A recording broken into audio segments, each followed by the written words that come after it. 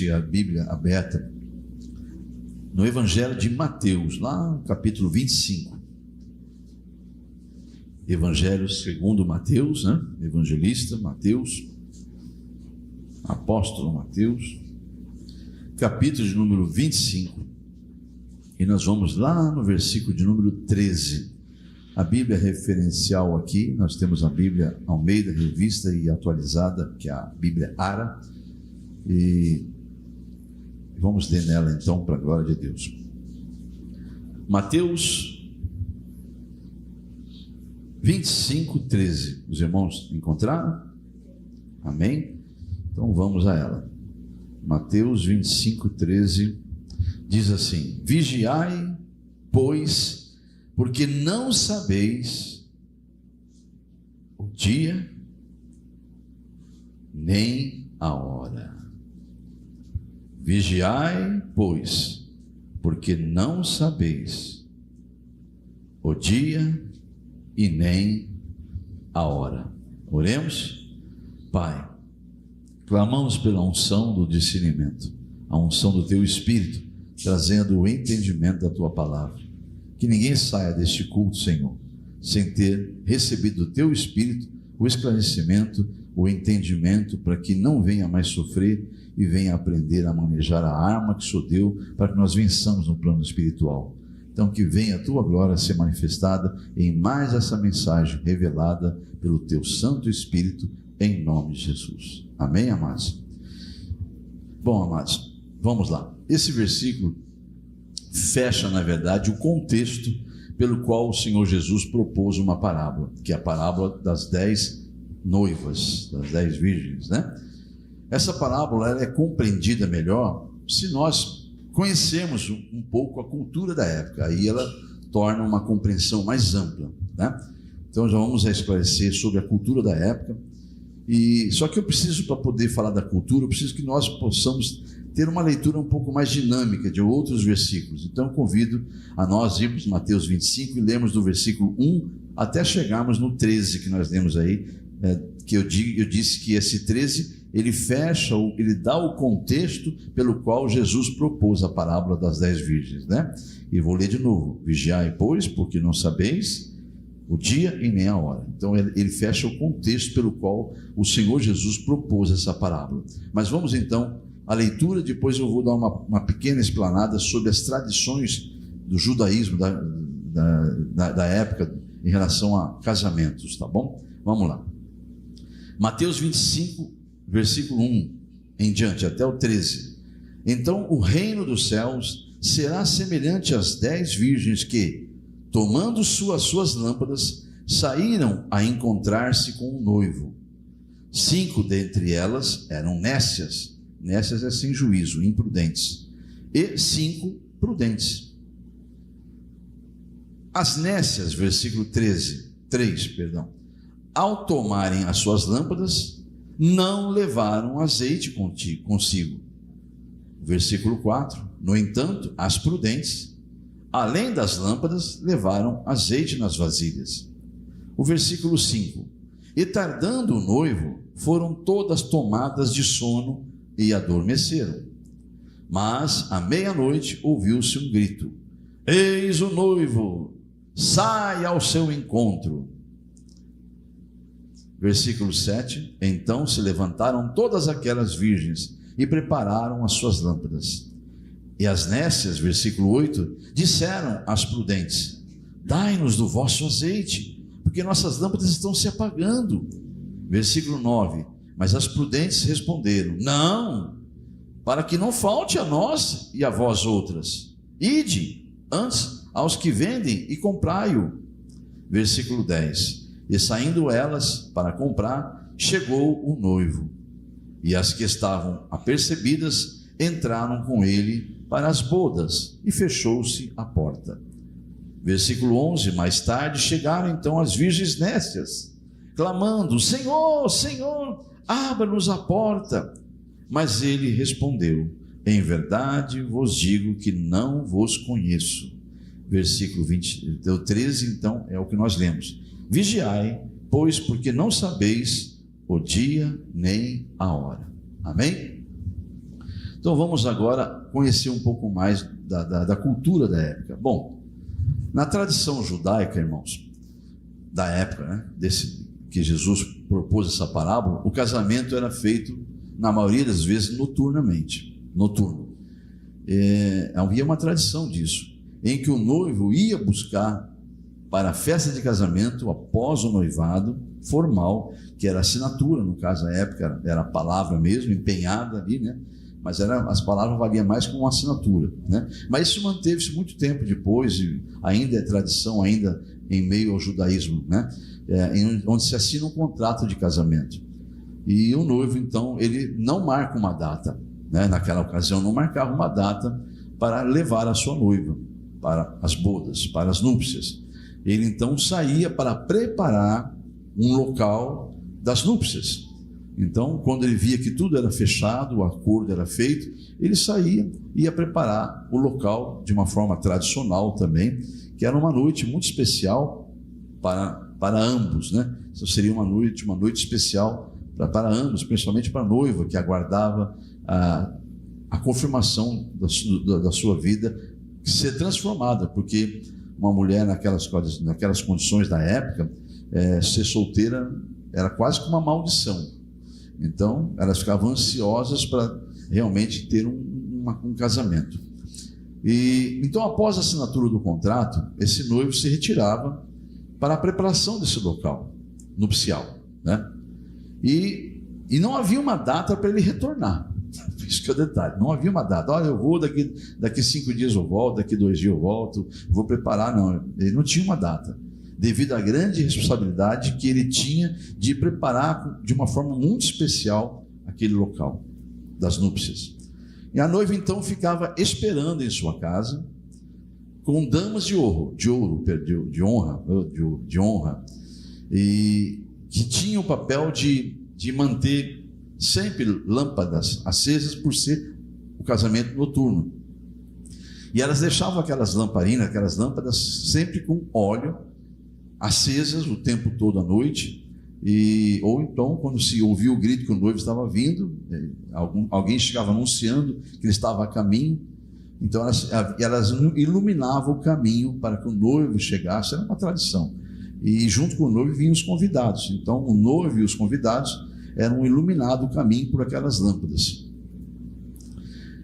O número 10 que você vê aí citado na parábola é porque uma festa judaica, ela é considerada como celebração oficial se houver um número 10, mínimo de 10 pessoas, tá? Na época. Então, por isso que Jesus cita a parábola das 10 noivas, né? Das 10, no caso ali eram todas, nem todas eram noivas, mas ali ele cita o exemplo das damas de honra, porque as damas de honra também entrariam, não na noite de núpcias, óbvio, mas entraria na festa. Então, aquela iluminação feita, iluminava o caminho até a direção da festa, e ali só os que estavam convidados é que entravam na festa. E aquelas mulheres, elas tinham que ser virgens, porque não sabiam o tempo da volta do noivo, tinham que ser moças que não tinham responsabilidade com família. Vocês estão entendendo? Por isso que elas eram obrigadas a ser moças virgens, porque elas não tinham compromisso nem com nenhum homem, e muito menos com um cônjuge, porque não saberia quantos dias que elas teriam que estar ali preparando a noiva, porque aquele tempo que elas ficariam ali eram para ajudar a noiva, a preparação da noiva, né?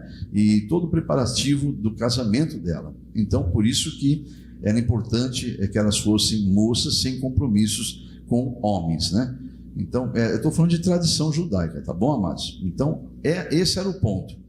O problema é que, quando você vê aí, que a Bíblia diz que o noivo demorou para voltar, e as 5 noivas prudentes são aquelas que, além de ter, desde o começo, uma quantidade suficiente para várias horas, talvez até dias, a lâmpada acesa, elas levaram uma reserva, já precavendo. Peraí, não sei quanto tempo ele vai voltar, eu tenho uma reserva de óleo, né?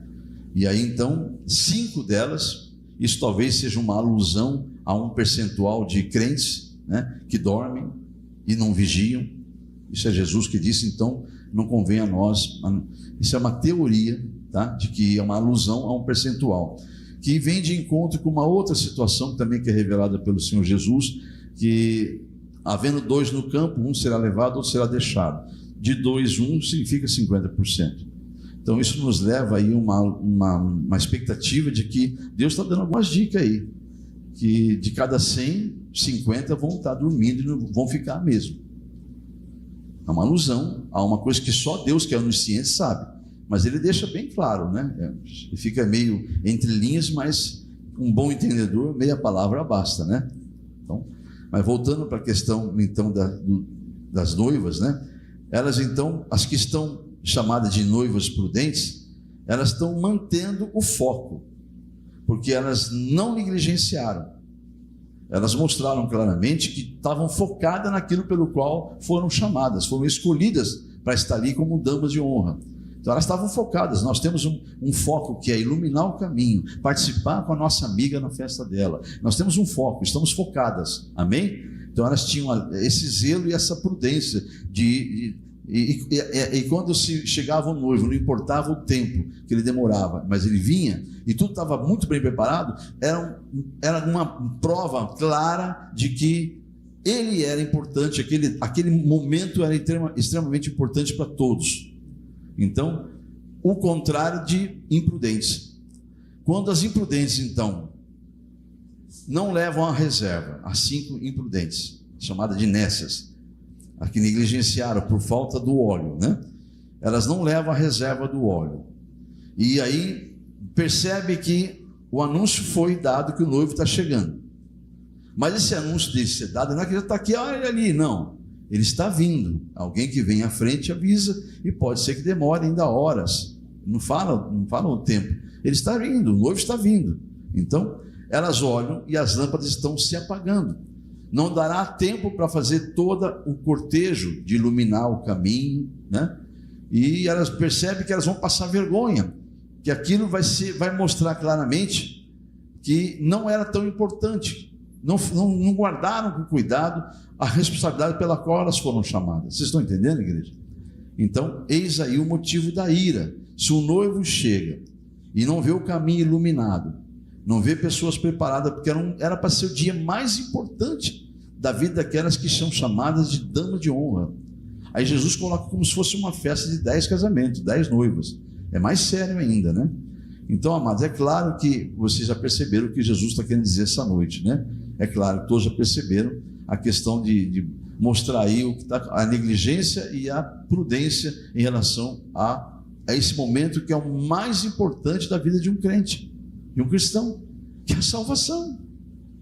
Do que adianta você seguir, você ter um rótulo de cristão de 10, 15, 20, 30 anos, se você perder, abre-nos a porta. Mas ele respondeu: em verdade vos digo, não vos conheço.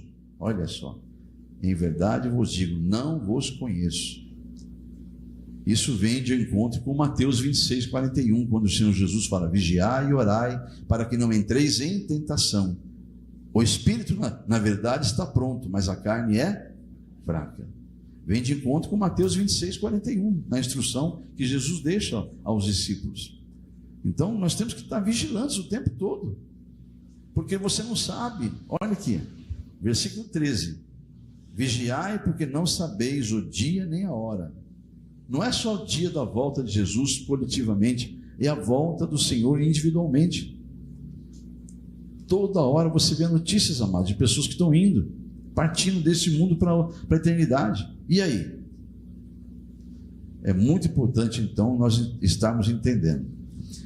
Eu tive 2 experiências ontem, quinta-feira, no meu trabalho secular. A maioria que já sabe, né, que eu tenho feito do meu carro uma extensão do púlpito, porque eu uso o meu veículo como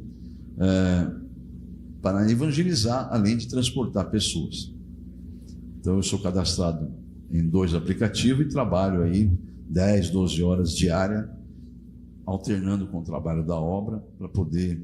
E eu faço mesmo, mas meu carro o tempo todo louvor, é o tempo todo o óleo ungido lá da Bíblia aqui, para poder justamente estar fazendo uma extensão do púlpito lá no volante. Mas ontem aconteceu duas coisas muito, muito, muito interessantes, que somente hoje na consagração que o Senhor falou. Eu estava nu, né? Mais uma vez eu estava nu que eu falo no sentido espiritual de palavra. Eu não tinha nada. Eu falei, Senhor, geralmente você dá uma dica para mim sobre o que vai ser falado na sexta, né? E dessa vez já estamos ontem à noite falei com o Senhor, já estamos de quinta para sexta, e o Senhor não trouxe nada. O Senhor falou, calma-te. E quando foi às 4 da manhã, 4:07 exatamente, ele me acordou e mandou levantar. E aí então, duas situações ocorridas ontem, veio na minha mente e o Senhor falou, é por isso que eu te falei determinada frase. E eu vou explicar para os irmãos o que aconteceu. Bom, eu transportei duas pessoas seguidas, que aconteceu exatamente a mesma frase. Eles iniciaram uma conversa comigo com a mesma frase. Isso me chamou a atenção. É que o louvor que estava tocando, na verdade, é um pendrive com 6 horas de louvor, sendo que quando estava naquele estágio, é o louvor de um grupo muito conhecido, que fez muito sucesso, muita unção, que é o toque no altar, as melhores do toque no altar. Então, eram aqueles louvores que movimentou gerações aí, né, de 1 década, 2 décadas atrás.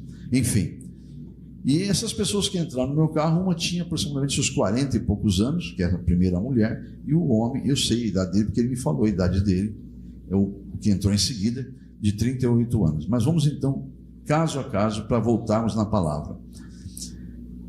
Quando essa mulher entrou no meu carro, talvez para quebrar o gelo, ela falou, que saudade desse tempo. E eu, dirigindo, já tinha comentado ela, falei, a sua fala do louvor? Então, pelo jeito é uma irmã na fé, saúdo na graça e na paz do Senhor Jesus, sou pastor, evangélico e tal, e estou aqui servindo ao Senhor também. E estamos ali dirigindo, conversando, só que não passou muito tempo, ela começou, quando eu disse a frase para ela, de que igreja isso é? Eu falei, bom, eu sou, aliás, eu não tinha dito que era pastor ainda não, me perdoe, corrigindo, só falei que eu era cristão evangélico também, eu ia entrar na questão do pastorado ainda, mas gozado que eu sempre me apresento como pastor e não me apresentei para ela, ficou dessa forma. E ela perguntou, quanto tempo o senhor está na igreja que o senhor está? Eu falei, graças a Deus, nesse ministério. Eu falei, há 24 anos. Ela falou, nossa, que inveja. Eu falei, do quê? Do senhor expressar com tanto orgulho esses 24 anos. Porque eu já estou na 5ª igreja. Eu falei, e eu duro que não consigo mais me adaptar a nenhuma. E começou a reclamar, mas começou a falar lá do passado, das bênçãos que eram. De repente ela começou a falar mal dos membros, dos seus irmãos, começou a falar mal do pastor, e tudo, de uma forma geral assim, sabe? Assim, ela estava uma pessoa revoltada. Parecia que tudo estava errado, só ela que estava certa. Então, eu ia começar a orientá-la, instruí-la, mas eu vi que a corrida chegava ao seu final, estava ali a 3, 4 minutos. Eu falei, vou ter que parar esse carro e orientar essa mulher. Não posso chamar uma pessoa descer do carro com essa revolta toda e essa alma vai se perder, com certeza. Eu pensei comigo. Aí eu ia começar a orientá-la, aí veio a voz e falou, esse fardo não é seu. Pela primeira vez eu ouvi Deus falar isso, dentro desse projeto. Esse fardo não é seu. Eu entendi claramente que eu tinha que recolher o trem de pouso e não falar nada. Aí então eu usei a seguinte frase, deixei ela falar, porque ela não deixava eu falar. Ela falava muito sobre, e falando mal mesmo do ministério. E disse que era a 5ª igreja já. E ela pegou e falou, olha, eu falei para ela no finalzinho, antes ela descer, eu falei, minha querida, não deu tempo de conversar muito, eu sou pastor evangélico. Ela, nossa, nem sabia, eu estou aqui falando mal dos pastores, o senhor é um pastor. Me desculpa. Eu falei, não tem que se desculpar. Eu só peço que você ore e converse com o Espírito Santo e veja o que Deus fala sobre tudo isso, não o que a sua mente humana pensa. Eu vou te ajudar em oração, vamos orar e com certeza Deus dará a direção para a senhora. E ela desceu e eu só passei a orar mesmo, interceder por ela, sair orando. Aí já tocou a outra corrida e era um outro jovem, esse tinha 38 anos, ela seus 45 mais ou menos, estou julgando pela aparência.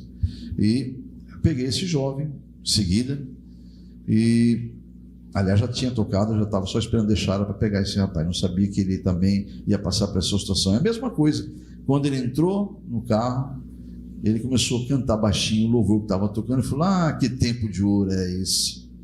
Outro que também é saudosista, né? Eu fiquei ali só observando. Falei: você gosta desse louvor? Gosto muito. Ixi, então, prazer, então, graça e a paz, eu sou pastor. Aí eu me apresentei. A ele eu consegui me apresentar como pastor a tempo de... Ele começou então a falar: ah, pastor, eu vou contar uma coisa para o senhor. Eu, entre 15 e 16 anos, eu me envolvia muito com a igreja. Eu era líder da juventude, fui nomeado líder da juventude com essa faixa etária, e me envolvia demais com tudo. Cheguei a tocar no grupo, era um dos levitas, e aos 19 já estava liderando uma célula da igreja. Que bom. Só que a gente percebia pelo vocabulário dele que ainda tinha muita coisa do mundo ainda, sabe? O vocabulário muito assim, e eu só observando. Contudo, ele confessou que na fase dos 19 para 20 anos, quando ele foi nomeado a líder de célula, vieram as tentações. E ele falou: aí o senhor sabe, né, pastor? Amigos, né? Amigos seculares, até alguns da própria igreja, que não dá nada não, o pastor não está vendo, vamos embora, vamos curtir a noite, vamos sair, vamos para as baladas. E aí então vieram as baladas, vieram as curiosidades, né, de provar as coisas daquelas que as baladas que o mundo oferecia. E quando eu percebi, ele falou: eu estava no mundo, sentia-me acusado, que eu ainda ia para a igreja, mas me sentia acusado como um verdadeiro mundano dentro da igreja, até que não tive mais força de ir, e uma voz me convenceu a dar um tempo para a igreja. Um tempo esse que durou exatamente 15 anos. Tempo que durou 15 anos. Nessa hora eu olhei para ele, abaixei meu óculos e falei: louve ao Senhor, que nesses 15 anos, calcula quantas horas dá isso, quantas ciladas você se livrou, que Deus te livrou, quantas situações que você poderia estar com a tua alma condenada para a eternidade. Então você tem um motivo muito grande de voltar cheio da graça, cheio do Espírito, porque Deus teve misericórdia de você durante 15 anos, porque não era o teu tempo. Então não foi sorte, foi que não era o teu tempo. Só como ninguém sabe o tempo, alguns arriscam como você arriscou, 15 anos. Ele falou: tudo isso eu já pensei, pastor. Aí Deus me tocou: pergunte da filha dele. Dessa hora, o senhor falou: pergunte da filha dele. E eu vi que ele não tinha aliança, falei assim: você é casado? Não, não sou, mas tenho uma filha. Eu falei: Deus, ela tem 9 para 10 anos. Eu falei: que maravilha, tá bom. Então eu vou dizer uma coisa para você, meu filho. Você não é mais responsável só por tua alma agora, você vai prestar conta da alma dela também. Então, vê se toma juízo. Talvez você não tenha mais 15 anos. Falei: me perdoe, eu não te conheço, não tenho essa liberdade, mas eu vou te dizer uma coisa: você tem que erguer muitas mãos aos céus e glorificar o Senhor por não ter voltado nesses 15 anos. Ele falou: o pior não é isso, pastor, porque eu voltei, mas não sinto ainda que estou lá. Olha só que coisa. Eu voltei, mas não sinto que eu estou mais lá como era antes. Mudou tudo. Mudei meu modo de pensar. Eu falei: olha, você está 15 anos mais velho. É óbvio, você não vai ter, né, mesmos pensamentos, mesmas atitudes de um adolescente. Você está 15 anos mais velho. Mas enfim, amados, o que eu pude perceber é que o inimigo realmente ele é muito sagaz, ele é muito astuto, e a igreja tem que focar na salvação. Pega essa parábola e medite nela, amados. É chamado de loucas, nécias, pessoas sem juízo, pessoa que deixa abaixar a unção do Espírito Santo. Quem deixa faltar o óleo é o Espírito Santo, amém ou não amém? Quem deixa baixar, faltar o óleo, quem deixa isso acontecer, e é óbvio que vai culpar, né? Como a mulher estava culpando todo mundo. Ela era, sabe, a perfeição. Eu acho que ela até devia ser Cristo. Eu olhei e vi se ela não estava com as mãos furadas, porque, né? Porque, sabe, irmãos, tudo não prestava mais. Duro que era a 5ª igreja já, né? Ele pelo menos teve a humildade de reconhecer que o erro é dele. Ele falou: olha, eu saí porque eu fui safado, eu fui dar ouvido para quem não devia dar ouvido, e realmente o senhor está falando a verdade, eu corri riscos seríssimos nesses 15 anos. Eu falei: é claro. Então, amados, eu venho aqui apelar para a igreja pelo Espírito Santo, que nós realmente levemos a sério tudo que Deus tem dito. Enchei-vos do Espírito, não apagueis o Espírito. Foque, não fique focado no que fulano disse ou ciclano falou, na conversa que você ouviu daqui, dali. Irmãos, a salvação ela é individual. Se você não vigiar, o inimigo vai usar a pessoa que você mais ama ligada a você para fazer você perder a tua salvação. Se o inimigo perceber que isso é mais importante do que Deus, qualquer coisa para a sua vida é mais importante do que Deus, é aquilo que ele vai trabalhar. Ele precisa identificar o que é que te faz sair da presença de Deus. Ele identificou, ele vai trabalhar em cima daquilo, focar naquilo, porque o diabo trabalha focado. Quem desfoca são os crentes nécios, que não vigiam. Amém, igreja? A parte de Deus ele faz, ele já fez. Portanto é que ele fala em Mateus 26, 41, vigiar e orar para que não entreis em tentação, porque o Espírito na verdade já está pronto. Ou seja, eu já preparei seu Espírito para a salvação, mas a carne sua é fraca, então você tem que aprender a dominar a tua carne. Amém, igreja? Então esse é o ponto que nós não podemos nos perder, amados. Jesus está voltando, os sinais estão evidentes e as pessoas não estão percebendo. E o diabo tem oferecido, sim, os manjares desse mundo. Ele tem oferecido, as pessoas estão caindo, porque o diabo está se aprimorando cada vez mais para distrair o crente nécio. Ele está cada vez mais focado em te destruir. Ele está com uma habilidade tão grande, amados, de fazer isso, que as pessoas não estão percebendo. Ó, amados, e o foco de um cristão é aguardar aquilo que é iminente de acontecer, porque quem diz que vai acontecer é o próprio Senhor. Apocalipse capítulo número 22. Quem é que disse isso? Eu, que sou o alfa, o ômega, o princípio e o fim. Apocalipse 22, ele vai dizer claramente, e não é homem para mentir. 22, 6, a parte A só. Apocalipse 22, 6, a parte A. Ele fala: essas palavras são fiéis e verdadeiras. Amém? Vamos para o versículo de número 7. Eis que venho sem demora.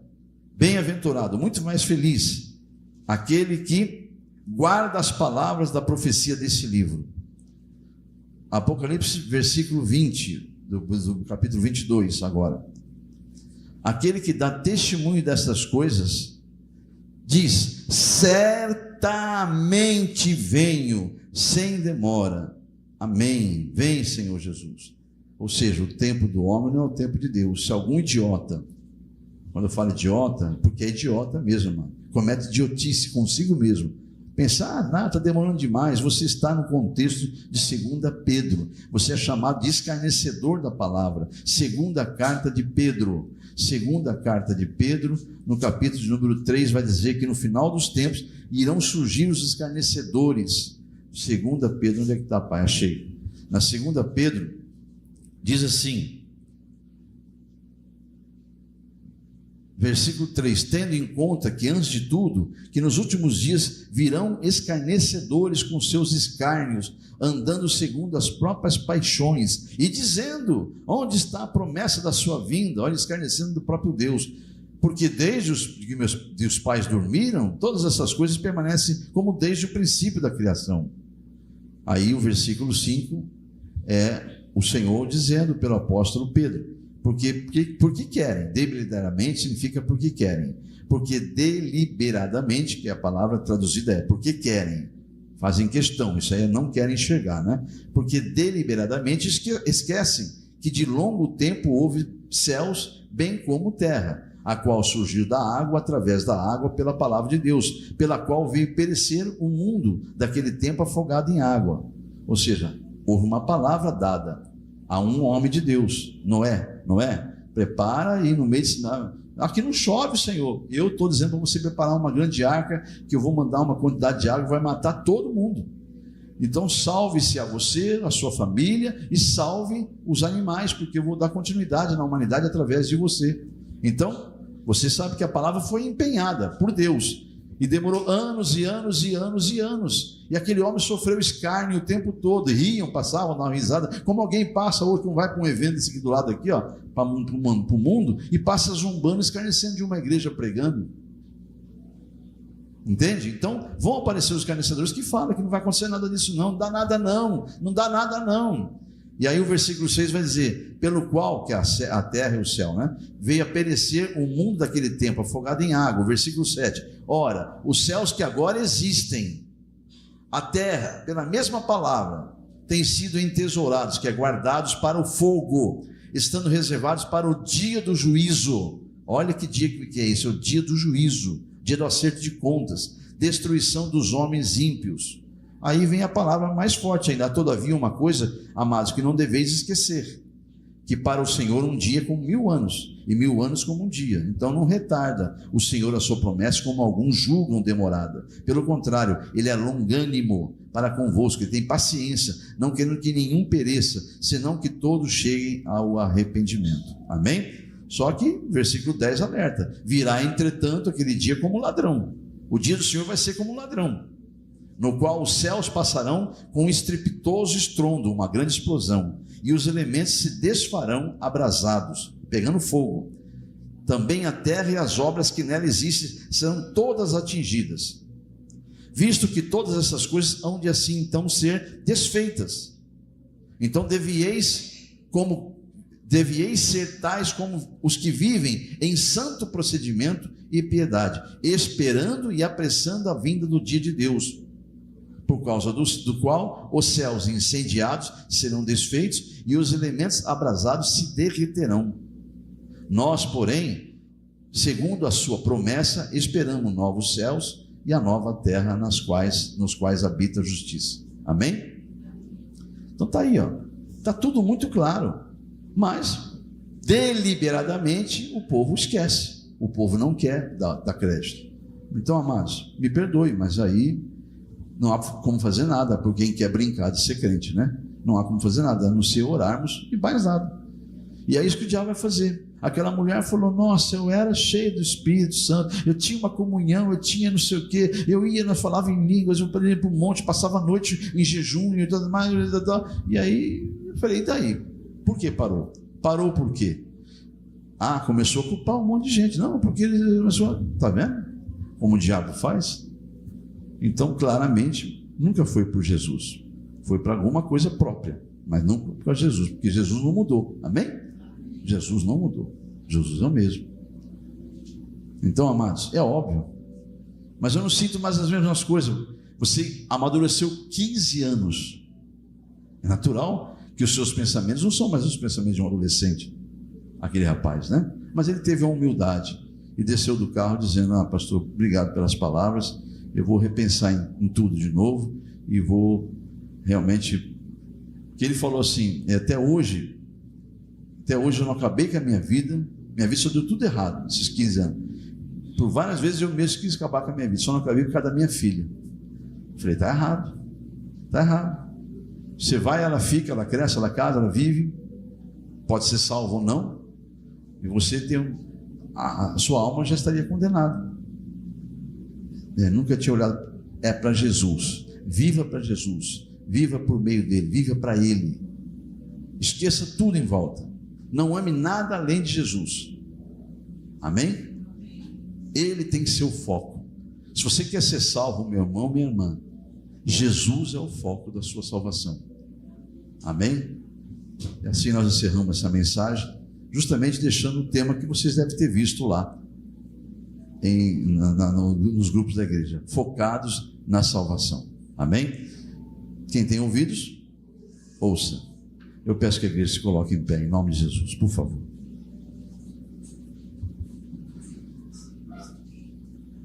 A igreja compreendeu essa mensagem?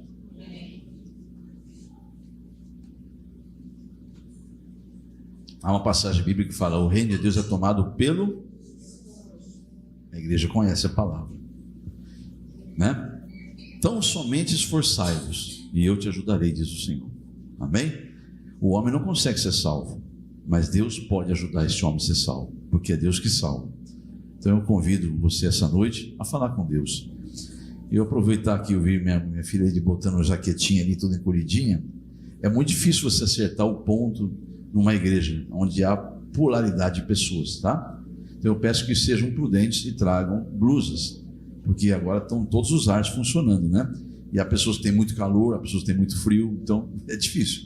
Então eu peço que você venha protegido, como eu estou vendo algumas pessoas colocar a blusa, porque a temperatura é assim mesmo, né? Dentro de uma igreja, então, que tem ar-condicionado. Então procurem trazer blusa, que aí você nunca vai sair frustrado e não vai deixar o diabo dizer assim: não vou não, porque está muito frio a igreja. Não vou porque é muito calor lá, não tem ar-condicionado, ninguém liga. Já até isso o pessoal arruma confusão, porque liga, porque desliga, liga, porque desliga. Então, vigiar, porque o diabo trabalha nessas coisas também. Então, não custa nada fazer o que eu vejo algumas pessoas fazerem. Traz a blusinha na mão, né? Está calor? Traz na mão. Aqui dentro você coloca, vai embora, tira a mão. Amém? Então, estou dando essa dica porque, graças a Deus, que Deus levantou pessoas para nos ajudar e nós conseguimos atualizar tudo, aí está tudo em dia, graças a Deus. Então, vamos encerrar então. Coloca sua mão no coração. Você que ouviu essa palavra, pede para Deus não deixar que ela seja apagada da tua mente. Fale com Deus agora: Senhor Deus, aí estão seus filhos, eu só posso ir até aqui, Pai, eu só posso pregar o teu evangelho, porque é o Senhor que revelou ele. Agora, Pai, eu peço que o Senhor, pelo teu Espírito Santo que habita em teus filhos, meus irmãos, testifique no coração deles, que eles tenham uma determinação tal de focarem na salvação e não perderem, Senhor, o rumo, não se tornarem como as noivas imprudentes, as nécias, aquelas que não têm juízo algum e abusam da falta de vigilância.